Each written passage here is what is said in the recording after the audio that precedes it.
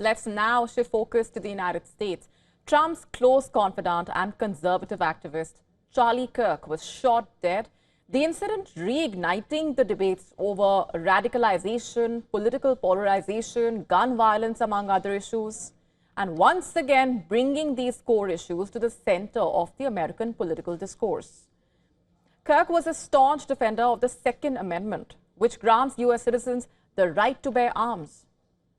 He was shot at a university campus event. Moments before being shot, he was answering a question about gun violence involving transgender people. His last words were, "Counting or not counting gang violence," quote unquote. Counting or not counting gang violence? Great. Do you know how many mass shooters there have been in America over the last 10 years? Counting or not counting gang violence? Great. Emergency responders quickly rushed him to a nearby hospital in an attempt to save his life. But despite the efforts, he succumbed to his injuries. President Trump posted on Truth Social that Kirk had died. He was one of the key faces who helped Trump court youth voters in the 2024 election. In fact, from one university to another, he touched upon issues ranging from immigration, gender debate, and abortion. My great fellow Americans, I am filled with grief and anger at the heinous assassination of Charlie Kirk on a college campus in Utah. Charlie inspired millions, and tonight all who knew him and loved him are united in shock and horror. Charlie was a patriot who devoted his life to the cause of open debate and the country that he loved so much, the United States of America. In fact, Trump also ordered that the flag of the United States shall be flown at half-staff at the White House and upon all public buildings and grounds until sunset on September 14. World leaders across the political spectrum condemned the incident. Donald Trump called it a dark moment for America. His political opponent and former President Barack Obama called the incident a despicable act of violence. Joe Biden said there is no place for this kind of violence in America. From the UK, Conservative Reform UK Party leader echoing Trump, he called it a very dark day for American democracy. The UK Prime Minister said that there can be no justification for political violence. The Italian Prime Minister also condemned Kirk's assassination. She called it an atrocious act and a deep wound for democracy.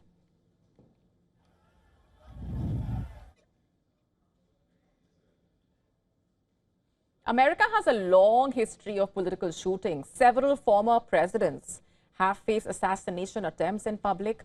Some survived, some did not. The list of political shootings is long. When the leaders who have unparalleled security guarding them came under attack, and Charlie Kirk's killer remains at large. U.S. agencies, meanwhile, carrying out the hunt to nab the assassin. But his death, once again, putting the issue of gun violence at the forefront in the United States.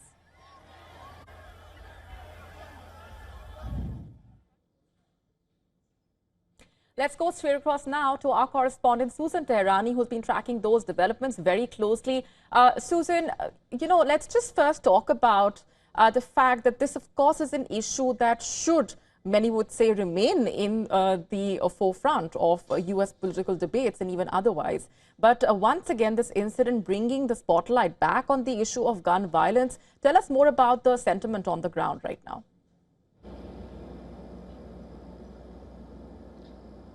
Yeah, the killing of Charlie Kirk really sent shockwaves, Molly, here across the United States. And while the issue of gun violence, of course, is very important, and legislation to pass stricter gun laws will always be at the forefront and is at the forefront, the main concern for many Americans is how dark of a day and times these are, that because of the political discourse and the political sentiments that people have, they resort to a violent act like this. Charlie Kirk wasn't a political figure, but he was very influential. He was very articulate.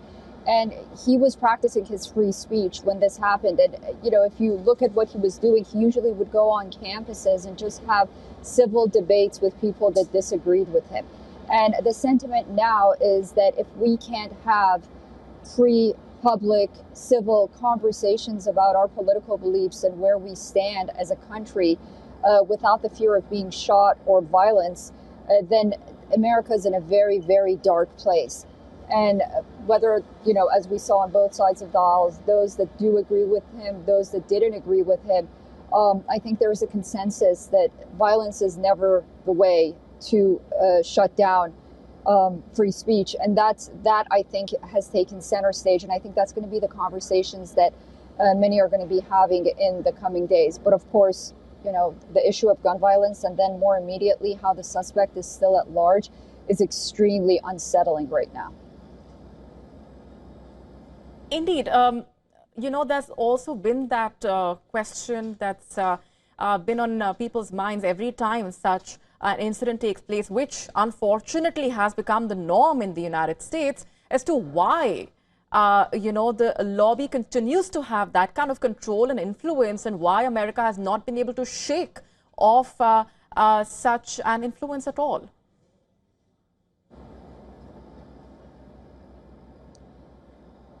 Yeah, that's a valid point, and it really does come down. Guns ultimately go down, the issue with guns, to state by state, and there are states and there are people in those states that really value their Second Amendment rights, the right to bear arms.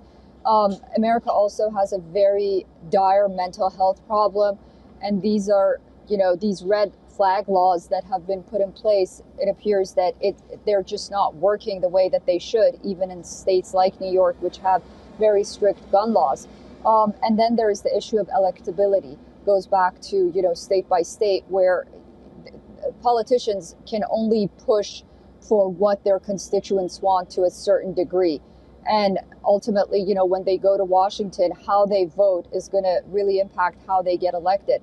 And it's not just the gun lobby. The gun lobby is a lot of American people. They believe that they should have guns to defend themselves against those that have guns, that have them illegally or are mentally ill and will use them in an ill way. So the debate is very widespread. It's just as old as time. And it's hard to imagine that, in Washington, something like this would get resolved. All right, leaving it there for the moment, Susan. Thanks very much. To stay up to speed with the latest news, download the WION app and subscribe to our YouTube channel.